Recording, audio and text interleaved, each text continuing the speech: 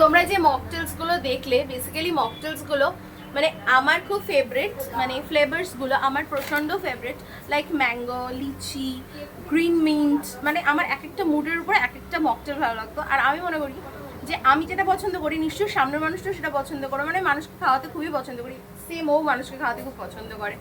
But ভাগ্যের খেলাই এরকম যে এখন আমাদের মানুষকে খাওয়ানো, মানুষের মধ্যে দুটো ভাত দেওয়ার ক্ষমতাটুকু আমরা হারিয়েছি।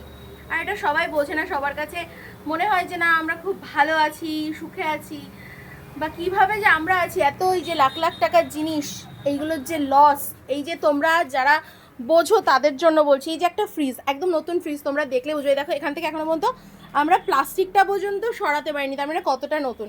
ইভেন এটাও, এই যে এটা ডিপ ফ্রিজ, এটাও কতটা নতুন। আমি তোমাদেরকে বলছি, যখন ইলেকট্রনিক্স জিনিস একবার প্যাকেজিং খোলার পর সেই জিনিসটা যদি ইউজ না হয়, সেই জিনিসটা কিন্তু খারাপ হয়ে যায়। এটা তোমরা সবাই আশা করি জানো, মানে যারা জানো তারা জানো। তো আমাদের যে কপালে কি আছে কিছুই জানি না। এই এক মাইক্রোওভেন, এখানে রয়েছে এয়ার ফ্রায়ার, এখানে ডিপ ফ্রিজার, এখানে ফ্রিজ, তারপরে হচ্ছে তোমাদের ইলেকট্রনিক্স জিনিস আপাতত এইখানে আছে। আর ওদিকে তো বাইরে রয়েছে আমাদের রোল কাউন্টার রয়েছে,